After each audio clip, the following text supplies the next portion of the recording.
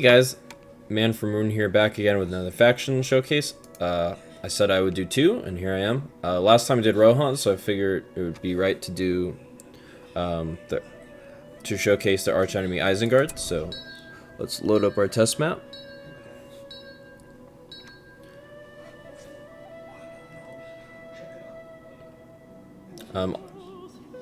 Also, this is the last, this is the second to last evil faction I have left to cover in the faction overviews. So, I want to save Angmar towards the end, because it's a very overwhelming and kind of complex faction, I would say. More so than most. That and Gondor. Alright, so for Isengard, let's go over the spellbook tree. Kerebane, the same as Bats. Enemy units lose 25% armor and damage, and that nullifies buffs and leaderships. War Chant, the allied infantry and cavalry gain 50% damage. Palantir Vision, you reveal an area for 2 minutes, and then units and heroes inside the area gain 15% speed. Summon Wildmen, just summon like 6 battalions of Wildmen units, temporarily. Industrial Wasteland, this is just the same as Tainted Land. Allied units in the Tainted Land get 40%. In the Wasteland, get 40% armor. Saruman of many colors. So this is specific upgrades, but meant for Saruman. He permanently gains 50% magic damage, 50% resistance to magic damage, and then he recharges his abilities 25% faster. Devastation. Use it on trees, and the trees give you resources. And then if you use it on units, it stuns them. Fuel the fires. Isengard has lumber mills. They're the only faction that does. And basically the lumber mills with this ability harvest double resources. This is our first stage power. Army of the Past Ages. So for Isengard, their first stage is centered around wolves and vampires, and we'll go over that more later. For this ability, Ambush of Beasts, so you temporarily summon 4 battalions of Warg Archers. So, mounted archers, and then it unlocks them at the Warg Pit to be able to recruit. And if you have Army of the Passages, you summon, instead of the Warg Archers, you summon the Angband Black Dragons, which are just flying dragons. I think I went over them in the Goblins video. They're essentially the same unit that's summoned from Drogoth's Fire or Drake Lair. Isengard Unleashed. This summons basically temporarily summons an entire army of upgraded Uruk-hai and siege, some siege units, and if you have Army of the Past Ages, you instead get 2 Balrog captains, which are the same as Morgoth's Balrog captains, and you also summon an army of Angband Shadows. I'll go over that later as well. And Fire of Isengard, this summons an Uruk-hai with a bomb. The bomb goes boom. That's what it does. So let's go that. The power of Isengard is at your command. We'll go over the expansions real quick. We got arrow towers, ballista expansions instead of catapults. This is unique to Isengard. We get the mine launcher expansion, which is basically if anything comes within close range, they'll just be hit with very powerful explosives. And then of course we got wall hubs.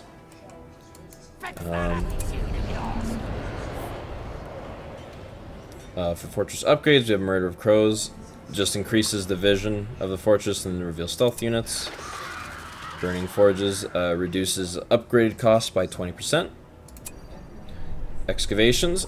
This reduces the cost of all Isengard buildings by 15%.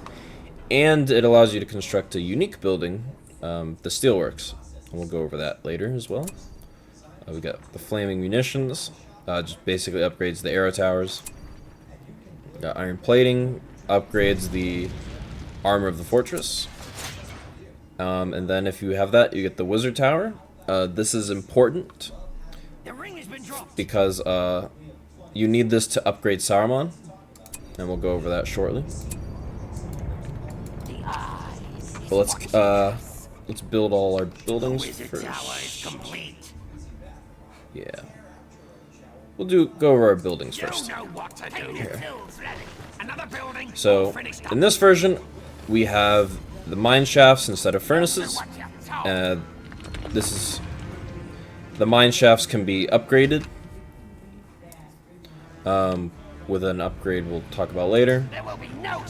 We got lumber mills, as I mentioned. We get the tavern, or the Dunland barracks. Of course, we got our Uruk-hai pit. We'll slightly turn down the music a little bit.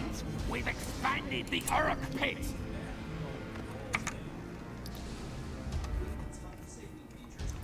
Okay. We got our ward pit. Make yourself useful. We are the wargs in this warg pit. You know what to do.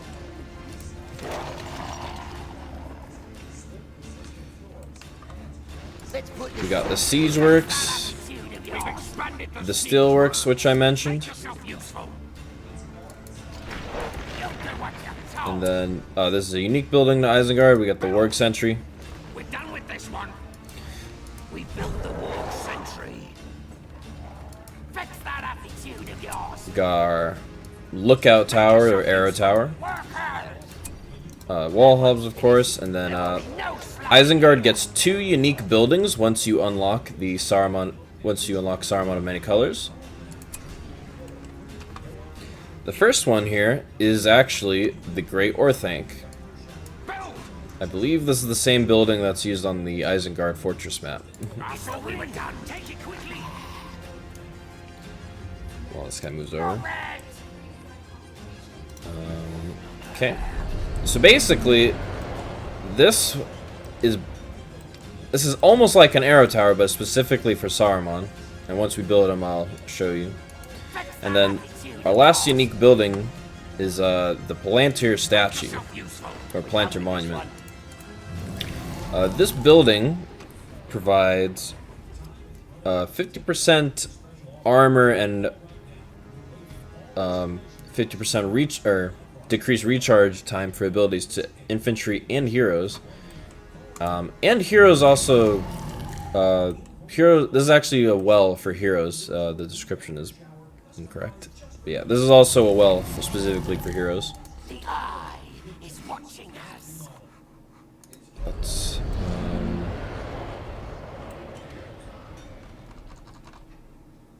okay. Let's go over the units. So from our Dunland shelter, of course we got the Wildmen of Dunland. Oh, I didn't build the... I skipped over a building. I didn't build the armory.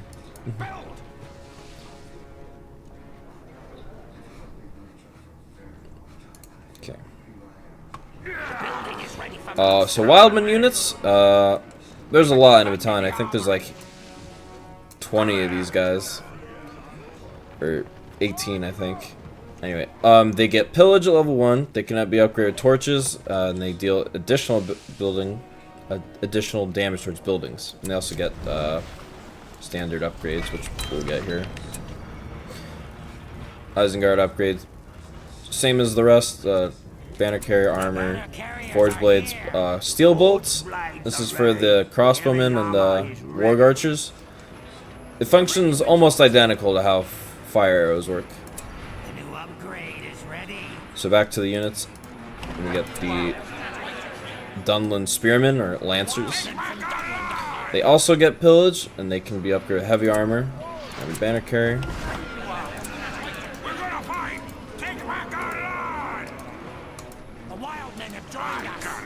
The axe throwers also gain pillage. They can also get torches. This deals more damage to buildings and standard upgrades. And then the last Dunland unit is the Guardian. They also gain pillage, and they get heavy armor and banner carrier. Now the Uruk-hai.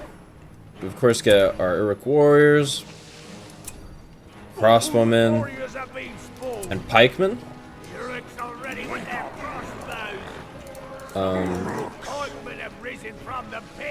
and they all get their respective upgrades. Banner carriers, heavy armor, forge blades, and then these guys get steel bolts. Steel bolts, they're not like fire arrows, but they do, I believe it's Uruk damage, so they're better against units with heavy armor and heroes, for the most part.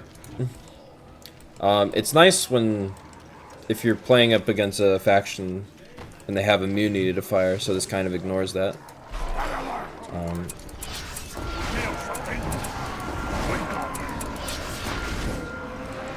So, as you may have noticed, these guys also have an ability at the bottom. We'll get our captains. Okay, and we'll level them up real quick. So, something that's cool about Isengard is you get these Uruk captains, and they're basically a mini or support heroes. And each one provides a different bonus to either the crossbowman, the swordsman, or the pikeman. I believe this one's for the swordsman. Okay.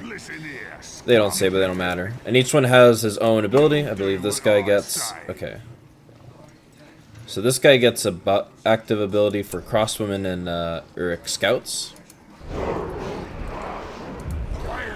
The scouts gain, or the crossbowmen scouts gain 50% damage, 50% fire rate, and knockback resistance, but they lose armor and speed. This guy has a fear, or a terror effect, and then this guy has a blade master. Okay, so when the proper Uruk captain is nearby, the warriors cause more damage.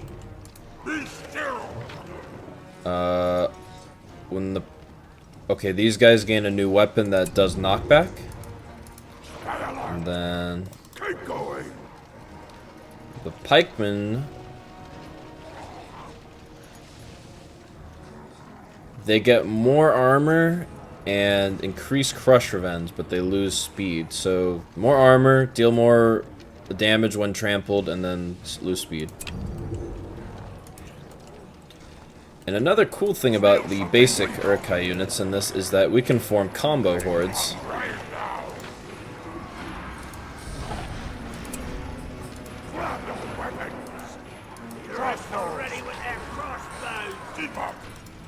Okay, I think it's only the pikemen that you can form combo hordes with. Yeah, you can only form combo hordes with the pikemen.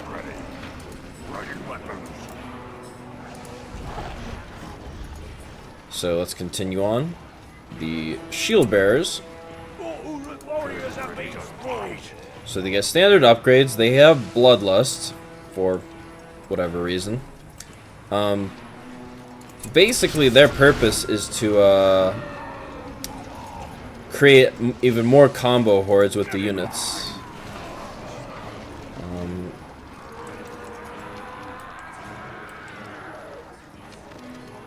I believe they provide specific bonuses to the different types of units, but I don't remember at the moment. But regardless, they make the hordes tankier, and they provide like a stronger front line against getting trampled and against range damage. So we get two types of berserkers, one at level 3 and one at level 2.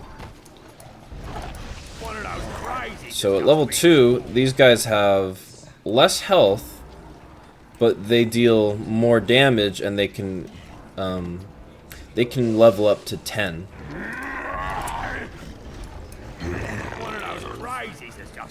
These guys have more health. They can get forge blades, and they also get an ability at level 5 that gives them extra damage against heavily armored units with heavy armor. But they only level up to 5. And then lastly, we got our heroic unit, the Man-slayers. These units are great. You only get 4, but they're very, very strong. So basically, they can't be trampled, and they're immune and resistant to knockback. At level 5, they gain an upgrade where they regenerate health on hit. And then at level 7 they get a Blade Master where they get damage, armor, and speed. You can only control 3. So, okay. From our Warg Pit, we get obviously the Warg Riders. They get a formation. It gives them our damage and speed, or no, just damage. Okay. They get an active buff, 25% R, 50% damage for 45 seconds, and then they get standard upgrades. And then in this version, in this mod, Isengard gets 2 unique cavalry units. So we get the Wolves of Isengard. You can only get 1 battalion of this. But basically, these units have higher health than most other cavalry units, and they're a little bit more resistant towards pikes. And then we get the Wolf of the White Hand, which is a single big wolf. They have a lot of health, and they're also a heroic unit, so they actually deal heroic damage with their primary attack. They're not really meant for trampling. They're just meant for kind of just melee fights. And they also only level up to 5. And, yeah, these guys level up to 5 too. Unfortunately, our Warg Archers don't seem to be working. Maybe I think that'll be fixed later when we buy our first stage. Okay. Oh. That's right. The trainer.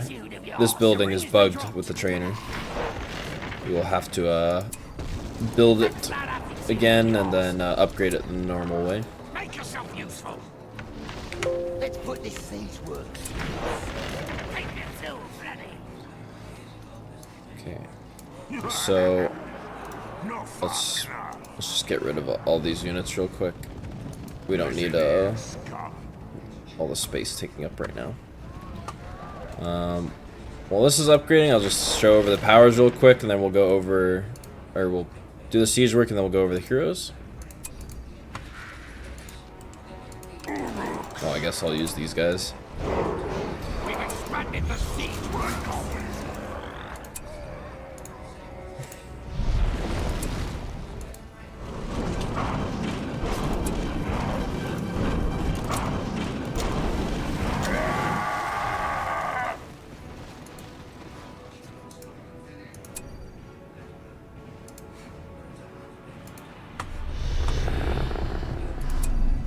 Take back the lands they stole from you. Burn every delay! Don't get lost. I'm gonna kill. Keep your wolves under control. Let's take them for a run. Okay. Get another one ready. As I said, fully upgraded army with siege. Alright. I think we can do this. We've expanded the siege works. Okay. There we go. Alright, so from our siege works, we get battering ram, ballistas, just standard, just really standard siege stuff. We can get ladders if you want to roleplay on a map with walls, I guess. And then what's cool is we also get mine berserkers. So I don't know if you ever played the Lord of the Rings, the Two Towers video game, but these guys work the same way. They kind of just run up and blow themselves up, like the unit in that game. And then we get the explosive mine. These actually deal somewhat similar damage to this the spellbook power, but they can be heavily countered by almost anything. So you'll have to be very clever with how you sneak these in and then get them onto the enemy base. Let's show off this guy real quick. Yeah. Okay, so now let's go over the heroes. Oh, our last unit actually in the Third Age is these Uruk-hai scouts. They're a hybrid unit. They can toggle between a sword and a bow, and then they get banner carriers and heavy armor. And let's go have them get the ring while we're at it, or the Silmaril. All right, so first hero is Wormtongue. He gets a passive leadership or passive debuff level 1. Enemy units and heroes, they gain damage, but they lose twice as much armor. So, it's kind of a give and take. Minus 50% armor is a lot. That is, especially against heroes. Like, if you can kind of just hide him, and then enemy heroes will just be at a severe disadvantage when fighting when Grima's nearby. And then he gets escape. He just becomes invisible and he can't attack or attack. He gets backstab. You can use this on any unit or hero. It just kind of does a lot of damage and poisons them. At level 6, he gets a summon. He summons the Traders of Rohan, which I showcased in the last video. Nice bit of flavor here, honestly. And then level 10, he can reveal the entire map. The map's already revealed though, so no luck with that here. Will die for Saruman. Okay. Next hero is Wulfgar. Actually, just gonna build all our heroes and kind of speed this up. Okay. Alright, Wulfgar. At level 2, he gains a passive ability where he basically grants Scavenger to everything. At level 4, he gains... he does triple damage to buildings. At level 5, he summons the Dunland Spearman permanently. As a permanent summon. And then he switches Palantirs depending on, or he can switch Palantirs. He gets different abilities depending on which one you pick, and we need Saruman for that. So we're just gonna use Saruman real quickly to enable this. So for the first one, Dunlanding Hatred. This grants Wulfgar support abilities. Will die. So now he also provides Wildman units, specifically with 50% armor.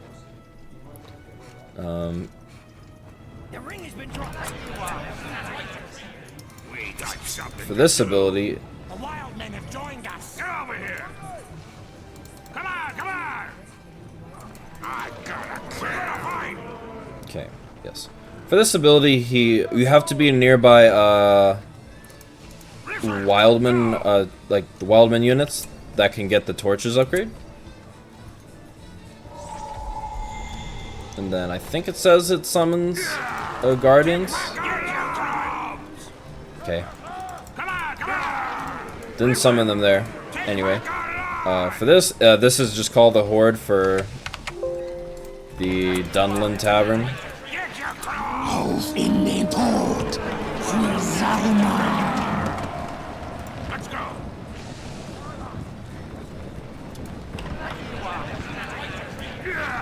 For this ability, they steal a large quantity of resources from a resource building.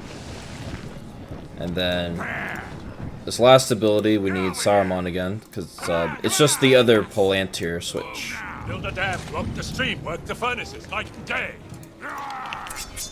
Rohan, my lord, is ready to fall. We have work to do. Let's switch Palantir. Will die for Saruman. Now, Wulfgar provides 50% damage instead.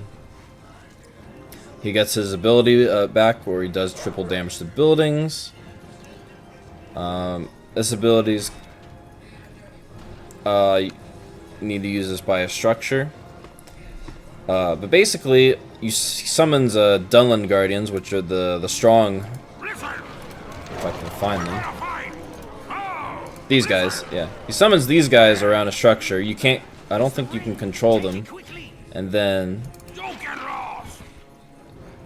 Dunlanding units near that structure gain 100% armor and deal double damage while the building is still there. And for his level 10, he just like sets an area on fire.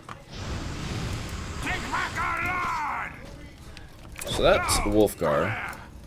Get over here.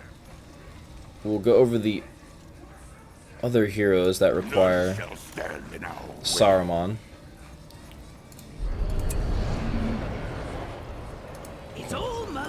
So the next one is Lurtz. Kind of like vanilla, he can switch between a bow and a sword. And then if he has the bow, he gets cripple shot. If he has the sword, level 3, he gets carnage. He deals 200% damage against 50% armor. In this version, he actually grants leadership to Uruk scouts at level 1. Specifically Uruk scouts, and they gain 30% armor, 20% damage, and 20% speed. Move, Uruk-hai. Obviously went over cripple shot and bloodbath. I want them armed and ready to march within 2 weeks. Will not be stopped. We have work to do. Let's use this. And then, kind of like Wulfgar, where you get 2 different options of Palanters you want to go to. We'll just go over this one first. So, in this Palantir, he's focused mainly on dealing with enemy heroes. He gets cripple shot. This is an active debuff.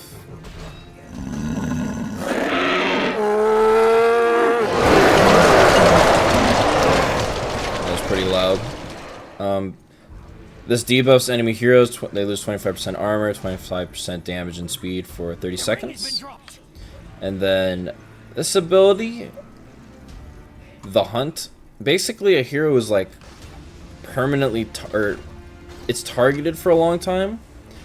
And then the further away Lurtz, Ugluk, Mauhur, and Uruk scouts are, the more speed they get.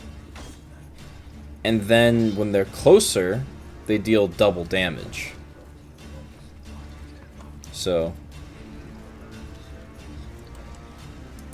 basically, if you want to hunt down a target, you would use this.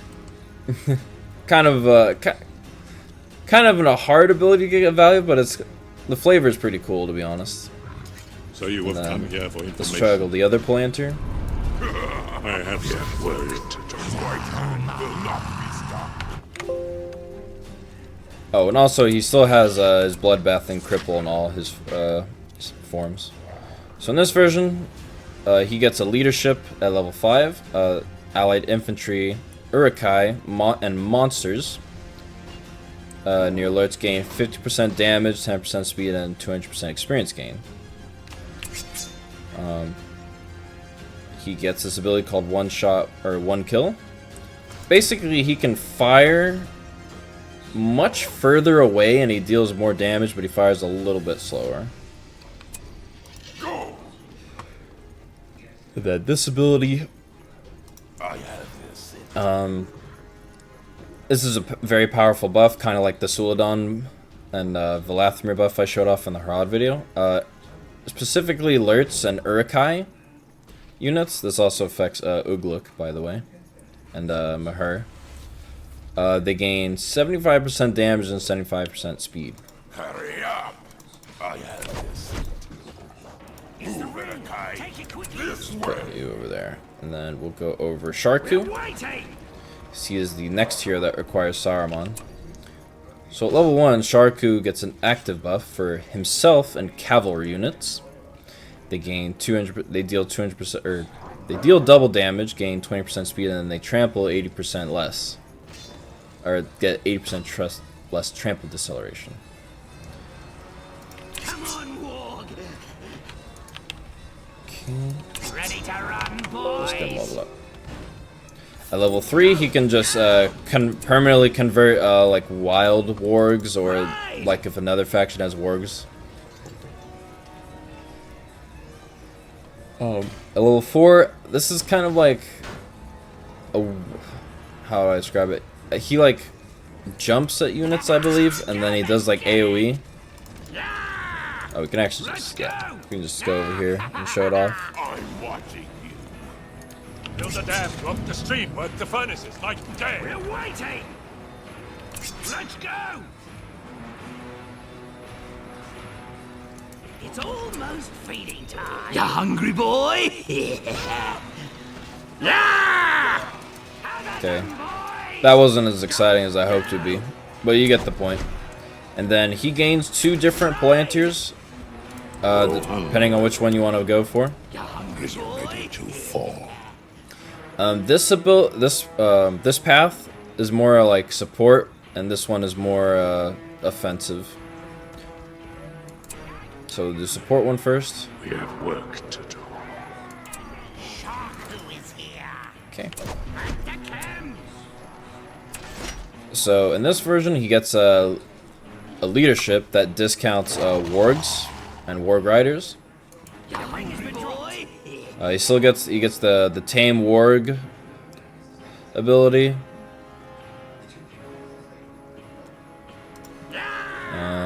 Hurry, back to the camps. For this ability, he allows a warg pit to train Feed on him. warg archers. It's almost feeding time. Warg Riders have shown up! Warg Riders! Oh, these are the warg archers we can actually build. They're just the same as the summon ones. They get the bows and they get the howl. It's just a ranged unit instead of a melee unit. Let's take him for a run. Go! We got something to do. Watch yourself. Bites. The Indomitable basically summons a wild creature. It's not that strong though. It's just kind of like a flavor ability, I guess. Nobody survives. But it will attack enemies if you summon it near enemies. I just happen to summon it near my base. You know what I speak. Let's activate. Let's get his other Palantir. We have work to do. Hungry boy. So this one's based more on offensive capabilities. So he still gets the Blood Hunt buff. He gets the Pounce. This ability, basically when Sharku is at red health, when the health bar is red, he actively debuffs, or he can activate this and debuff enemy heroes so they lose armor.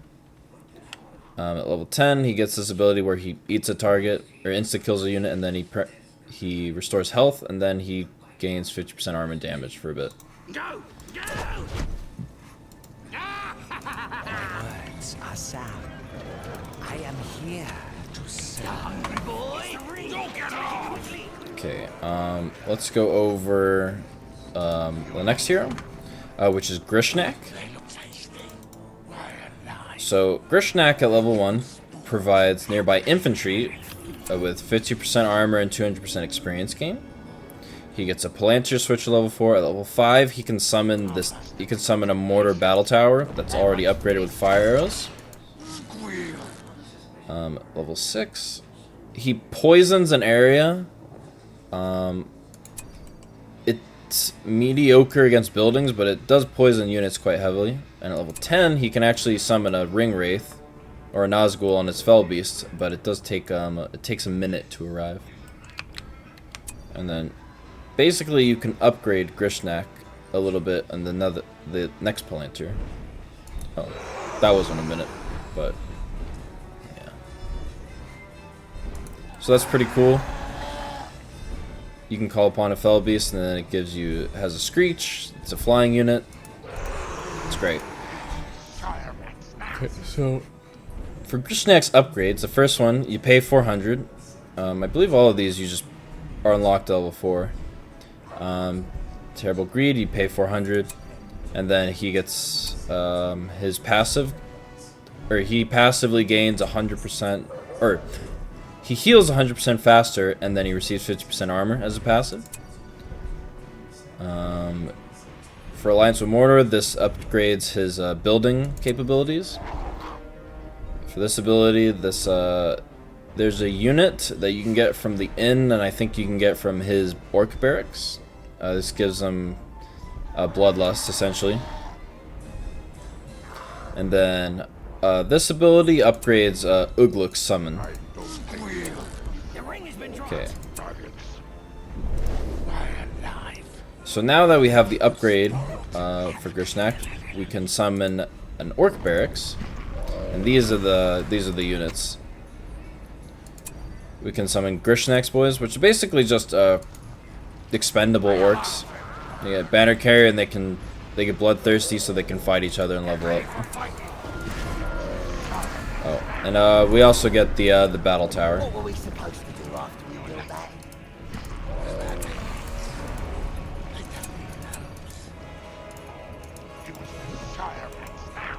Okay. I'd like it if you switch planters. Building is ready for Okay, he's not switching planter. Oh, there we go. Oh, yeah, that's it. And then we'll segue into Lurtz. Get a fire going! And we'll need some, need a couple Uruk-hai units. Okay. So at level 1, he gets a heal. This works on any Uruk-hai, so you can also hero Lurtz and Mauhur as well as himself.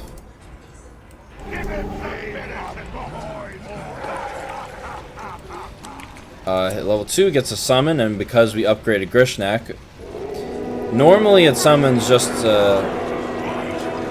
these special scouts, but it also comes with some goblin units. Oh, and one of Grishnak's boys. At level 3, he basically gets a Blade Master, but it just heals him as well on hit. And then at level 5, he gains this really cool ability called Iron Fist. So basically, if you can use it on an Uruk-hai unit, or you can use it on these guys apparently. And okay. So now, Uruk-hai units gain 50% damage and armor. Orcs and Dunlings also gain 50% armor, or 50% damage, but they lose armor and are feared. And then you can activate this ability, which activates even more buffs. So for this one, Uruk-hai and Orc units gain 50% speed and damage. At level 7, Orc and Uruk-hai units gain 100% armor, knockback resistance, and immunity to crush, pierce, heroic range, and cavalry range, but they lose speed. And then this one, Uruk-hai gain 20% speed, deal double damage, and they can crush units, but they lose armor. So you have a great selection of buffs to give your Uruk-hai.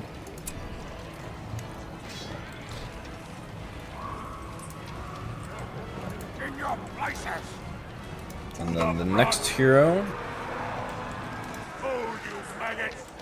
I will go over is Mauhur.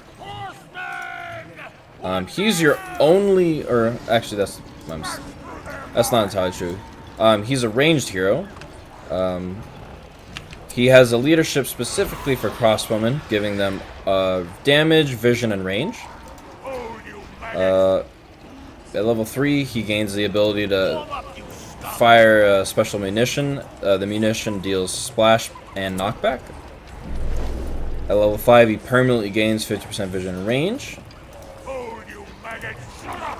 At level 7, he gains a powerful buff specifically for himself and crossbowmen. They gain 50% damage, fire rate, 150% range of vision, and triple experience gain.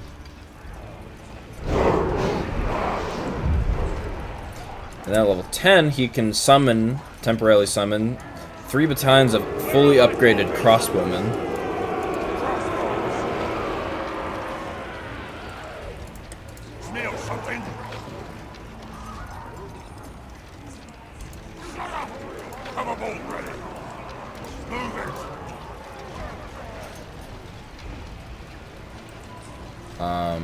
Now the next heroes we shall go over are the Blue Wizards. So in this mod, the Blue Wizards are part of Isengard's hero roster for the Third Age. So Palando, he's a melee hero. He mainly attacks with the sword.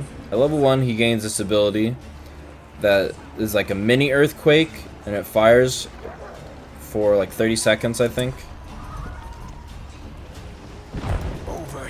Yeah. It's got a little bit of short range, but okay, that's actually kind of quick. Good against dealing with a whole bunch with like weaker units. At level 3, he paralyzes a hero, but the hero is also invulnerable. The next ability is very strong. It's called Stonewall.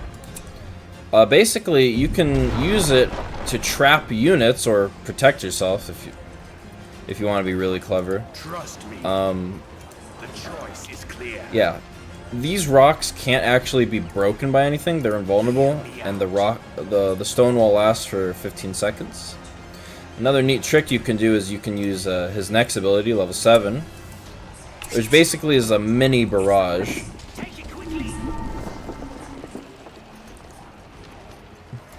Late is the hour.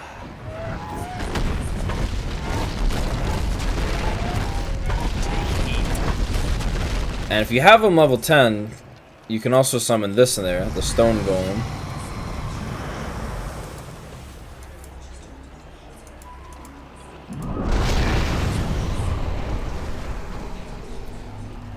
A Stone Golem is incredibly powerful. It's particularly good against buildings. I believe he does siege damage. He's got 8k health, and he has this ability. It's kind of just like a stomp that the giants have. It's pretty cool.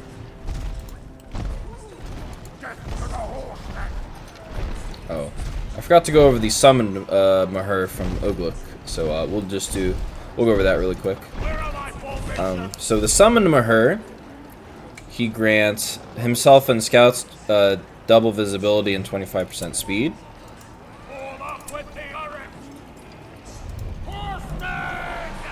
For his next ability, he hunts out a hero, and if the units are near that hero, they gain 50% armor and damage.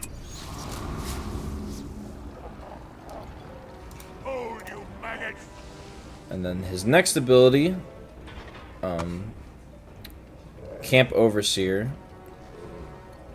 So you need a little bit of room for this ability.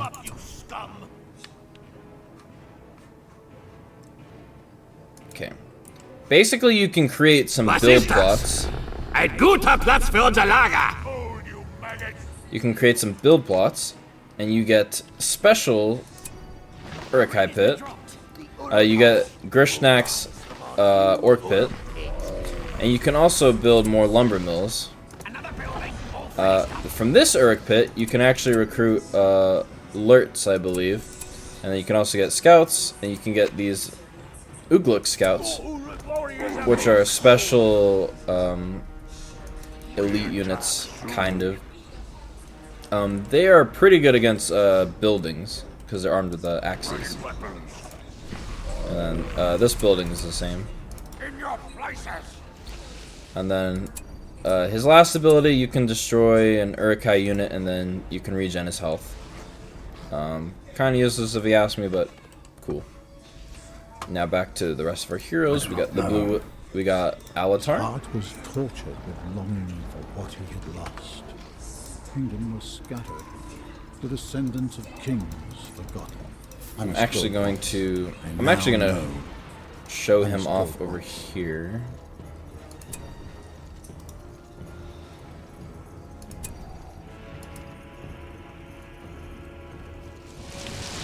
There's no possible Okay. doubt. So LOTR, Now know. he's an incredibly unique hero. So he does not get stances, he gains different attacks instead of stances. So his base attack, it's just a ranged attack, does AoE damage from afar. I must go once. And then his attacks are based on the winds. That's right. If you listen to the East Wind, which would normally be the aggressive stance, Unfortunately, our secret is no longer safe. he deals double damage. His attack is 33% faster, but he does attacks from a much shorter range. I now know. It's essentially a wizard blast that you can keep I must go at once. for a base attack. His heart was tortured with longing for what he had For lost. the west wind, which would be the hold ground stance, I must he go. actually gains range, but his attack is 33% slower.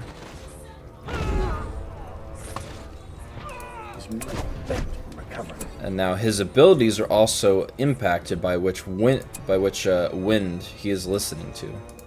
I do not know. So Cyclone. So by default, you summon a mini tornado.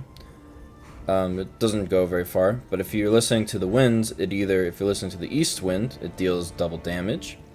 If you're listening to the west wind, it actually lasts His heart was 50% longer. tortured with longing for what he had lost. So it'll go further.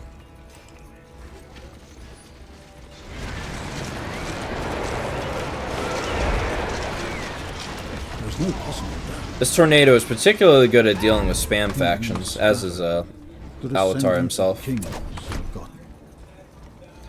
I now know. Invocation of the Northwind. So this is the teleport ability. The descendants of kings. If either of the winds are active, the ability takes longer to recharge.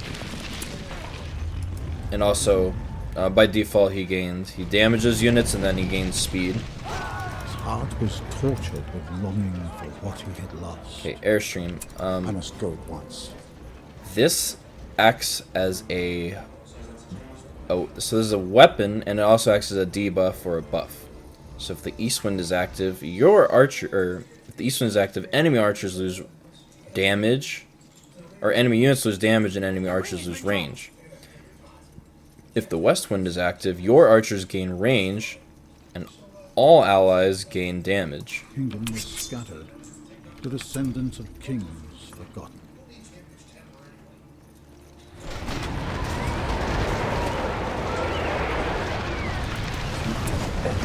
At level 7, he gets a teleport.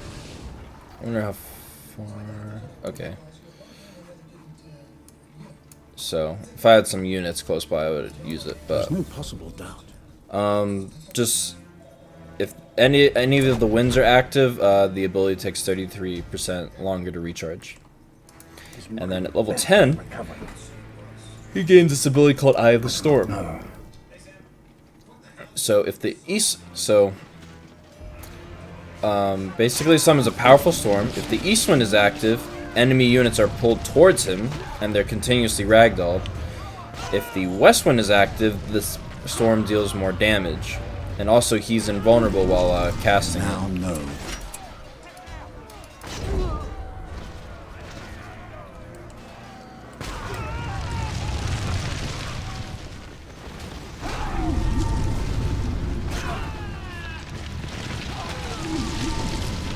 That's kind of crazy. This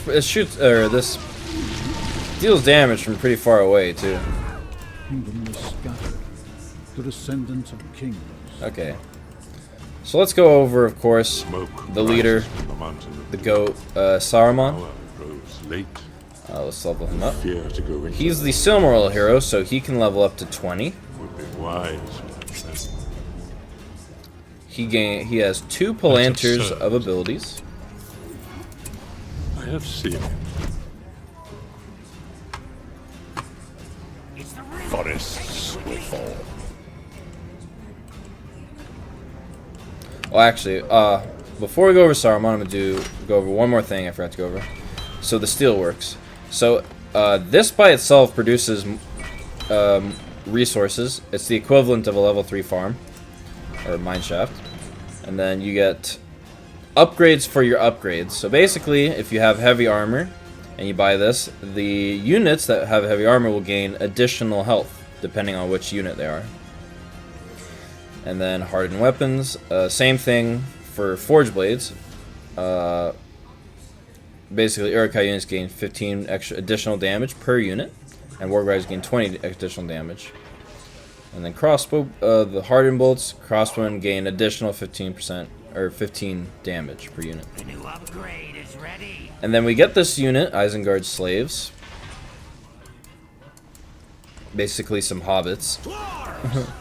And basically, their function is to just go into the mines and provide a permanent eco buff. So a mine that has worked on by slaves permanently produces 30%. So we're going from 35 to, what is that, 41? I think, yeah, we were at 35 and we went to 41. Your love of the halfling's leaf Anyway, has clearly let's get back to Saruman.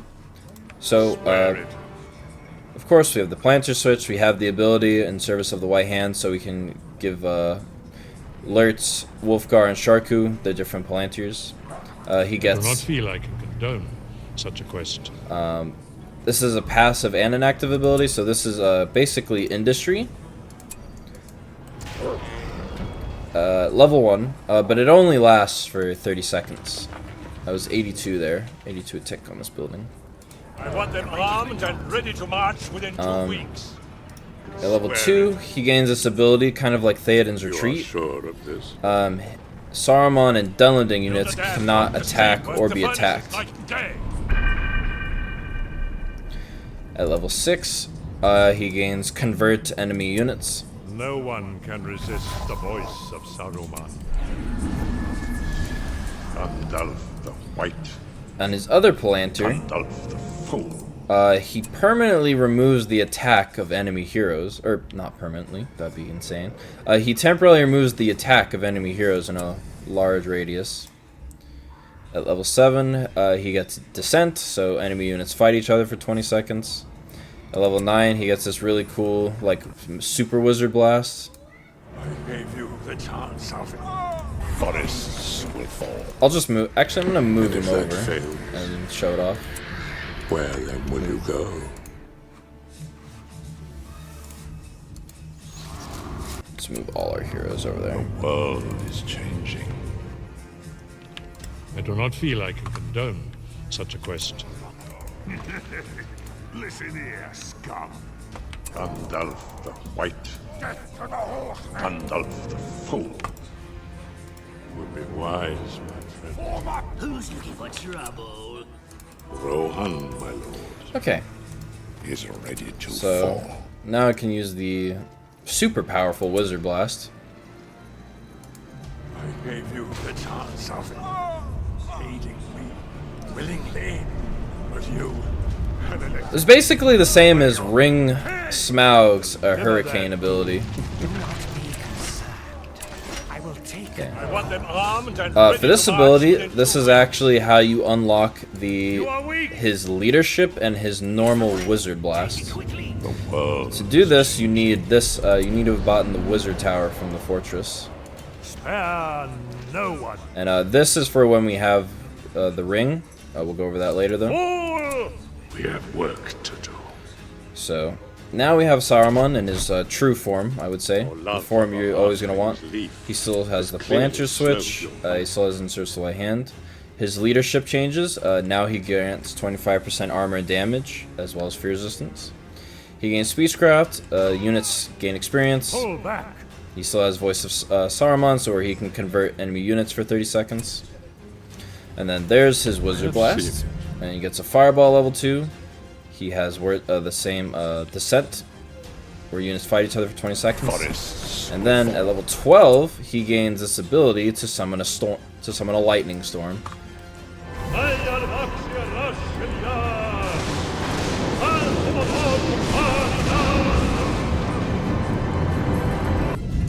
We have work to do. Okay.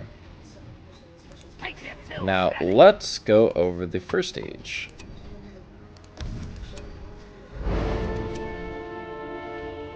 You don't know what to do.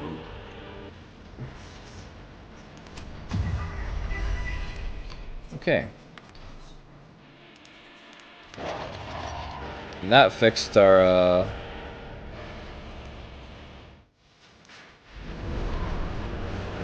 that actually what allows us to summon our ward archers.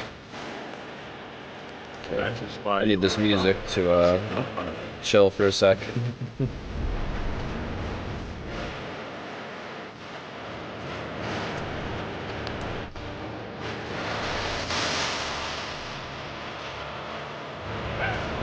Alright, so now we have the Tol-in-Gaurhoth fortress. It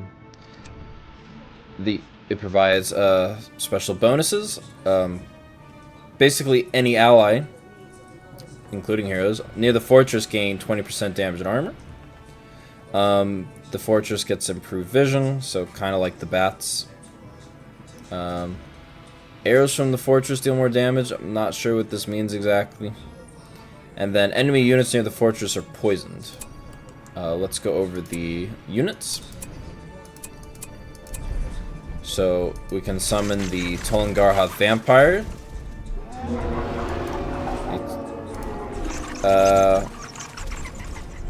Oh, that's right. We need a hero for that. We'll buy our heroes real quick. Taste the fury of the war song. So the vampire, when you have... Prepare for the wave of terror. Haste! Come on. I will Okay. slake my thirst for revenge. So when you have Tol-in-Gaurhoth on the field, Cannot touch me. you can activate this ability, and then he summons more vampires around him to deal more damage. At level 2, he gains this debuff, debuffs enemy speed, and then at level 6 he gains another debuff, which is the same as your standard debuff, minus 25% armor damage. And you can gain 6 of the bats. They're really good against like Dwarven and Elven elite units, because they have an insta-kill filter where they pick up a unit and drop them somewhere. Let's go over our cavalry.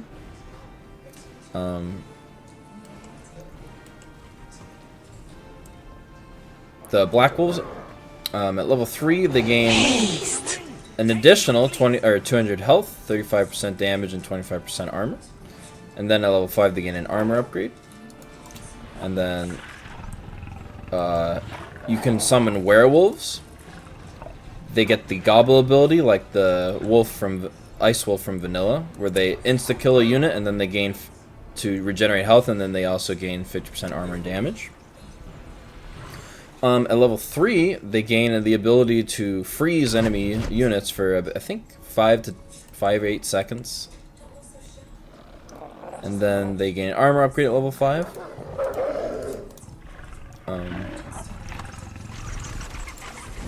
Let's go over the heroes. We got Drauglin. Oh, I believe is the one of the... I think he's the first werewolf in the Legendarium. He has a leadership specifically for the wolves and the werewolves. They gain 33% armor and damage. At level 3, he heals the health of himself and nearby wolves and werewolves. At level 5, he gains a Blade Master ability, or Battle Rage, I guess. I will slake my thirst for revenge. Yes, level 6. And it's 150% armor and 200% damage, so that's a lot. At level 8, he gains armor upgrade. And then level 10, he summons just random dire wolves all over the battlefield. And then they'll attack anything. Yeah. You can't control them, but they will attack anything nearby. And they also provide vision, so they're not always terrible.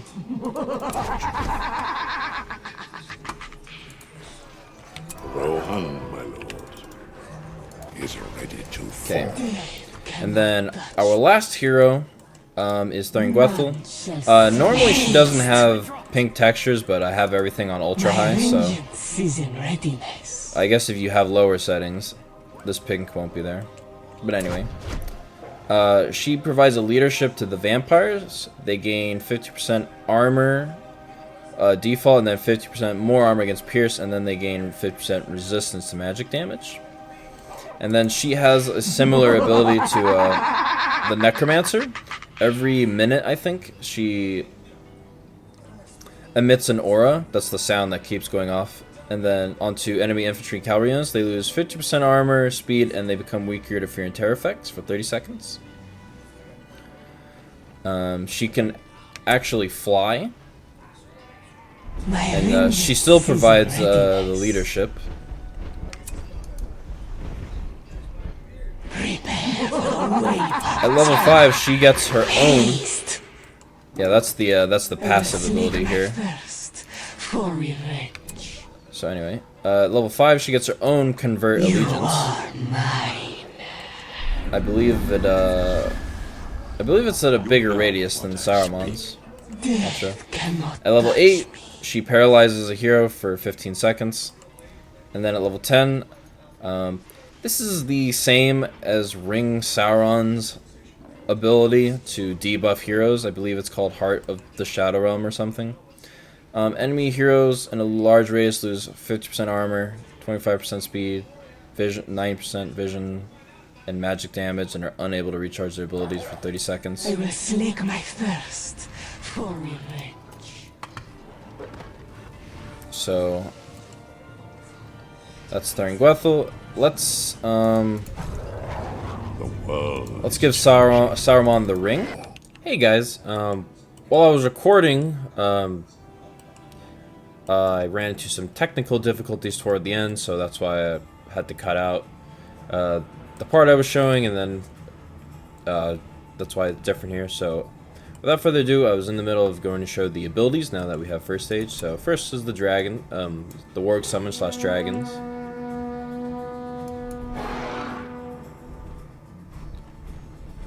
As you can see, instead of warg riders, we get 3 just flying dragons. And then for the Isengard Unleashed summon, instead of the upgraded Uruk-hai army, we get these Balrog captains, which is the exact same as what Morgoth summons from his Balrog summon. And then we get these guys. These are the Angband Shadows. They are slightly stronger than the Morgul Shadows that you also get from Mordor. They also have the Nazgul debuff, which the Morgul Shadows do not have. So this is naturally an incredibly powerful army summon.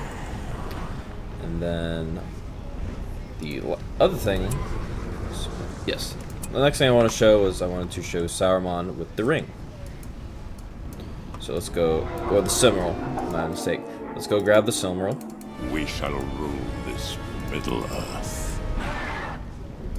Build a dam, block the stream, work the furnaces night and day. And if that fails, where then will you go? We have to get the ring back to camp. We shall rule this Middle Earth. Swear it. Okay. So the way the Silmaril works for Saruman is, it's a 50-50. You activate this here when you give him the Silmaril, and then by chance, he will either become the Blessed Saruman, and he will use lightning attacks, and he will get like lightning-based abilities, or you will get the Accursed Saruman, and he will use fire, magic, and other abilities. Both have their own perks, so let's see what we get. I think we got the fire one. Okay, we got the blessed one. Alright, great. This one is better. Forests will fall. I do not feel I can condone such a quest. And in the dark, You are sure of I'm this? just gonna let that play, sorry. Alright, That's absurd. so this guy is a little bit better in my opinion because he gets this insane leadership, dignified presence, so this buffs heroes and units, so infantry and cavalry. They all gain double damage, 100% armor, double experience gain, and immunity to fear and terror. So that's like one of the best leaderships you could ever have at all. I think that's even better than Morgoth's leadership. Yeah. He still gets the same in service of the White Hand. He gets the Palantir switch. He gets this ability, Command of the Blessed. So Saruman and nearby was infantry and cavalry units. They gain 150% armor, 50% speed, and immunity to magic damage. Would be wise, my friend. Voice of the Blessed. This is the same. This is essentially the same as the Rohan Fortress spell That's power absurd. that I showed in the last video. It just instantly levels up all your infantry and cavalry units to max level. And then on the other Palantir, And if that fails, where then will you let's go? actually show this off. So this is all his lightning magic, and I'll actually show off his base attack. Lay them low! hour is later than you think. Rip them all down. As you can see, ranged lightning attacks, and then for his abilities, this is just a small lightning strike. Going to die.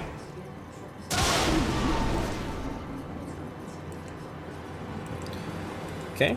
You are And sure then of this is like a mini sun flare.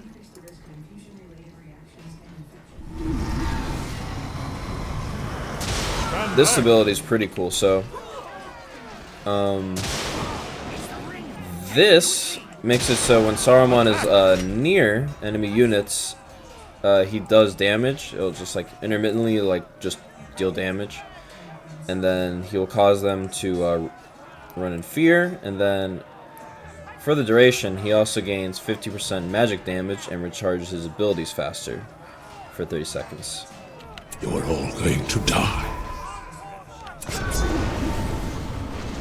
So that was like a mini word of power. I do not And feel like I believe this done. is every time, Quest. or intermittently. Let's see.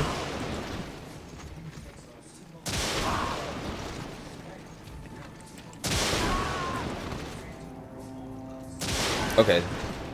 Alright. No. Alright, so that's a one-time deal, and then he recharges. He'll do, he'll have 30 seconds to recharge his abilities faster and deal double magic damage. Anyway. Now his last power is similar to the thunderstorm in his base form, but if you don't move, it will fire longer. I also believe it does more damage.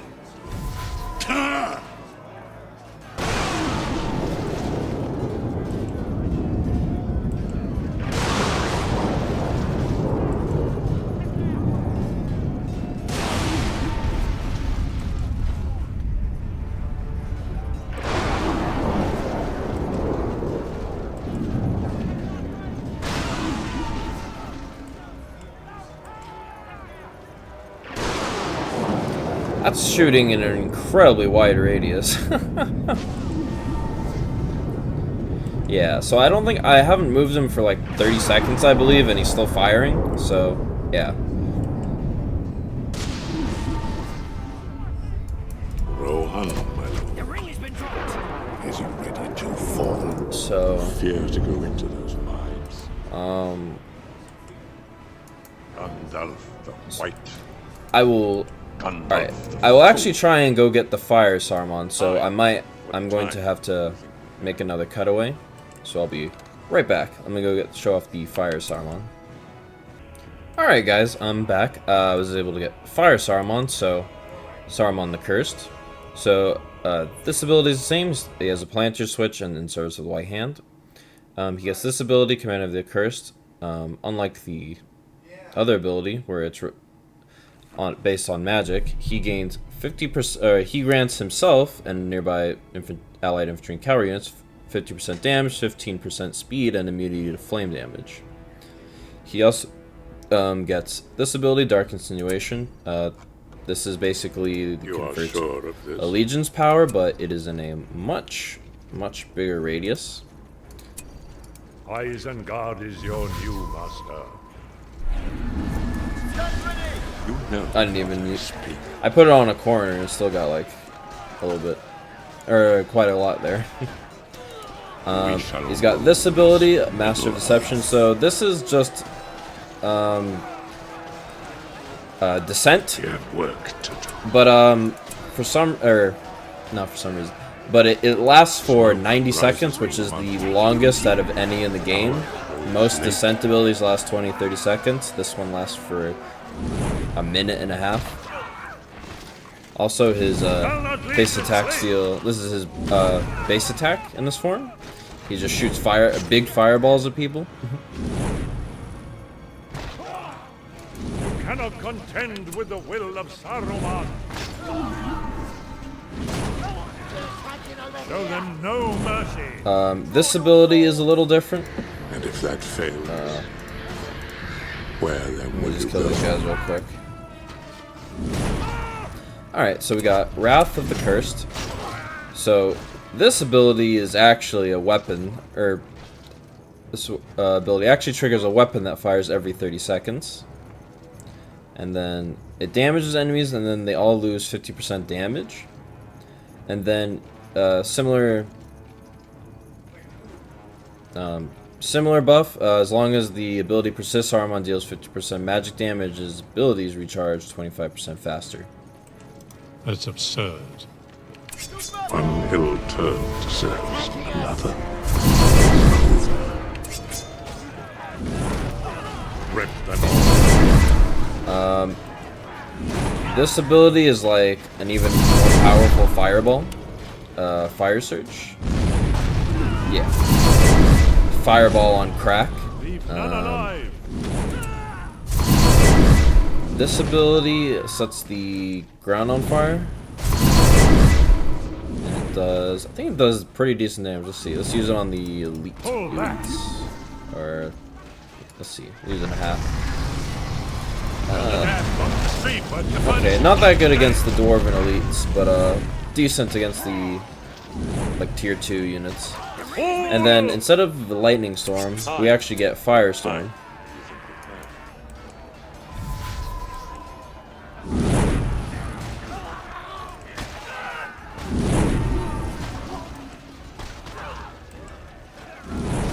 Doesn't last as long, but hey, it's flavorful. Attack! Stand back! Anyway, so that's Saruman the Accursed, and we only have one thing left to show off for Isengard, and that is the Mauhur Tarmyron, aka Sauron. Hey guys. So, I had another technical error, but anyway, I'm just gonna show off Tarmyron really quickly, go over his passives while he runs over to the enemy. So if he gets 3 passives, She cannot save you. No one. So he gains global leadership for heroes. They recharge their abilities 50% faster and deal double magic damage. He makes enemy infantry less resistant to knockback, more easily crushed, and they gain experience slower. And then he also just reflects 20% of Uruk, crush, slash, and specialist damage. And then we have some abilities. We'll go over we'll do this one first, the lightning ability. This is really similar to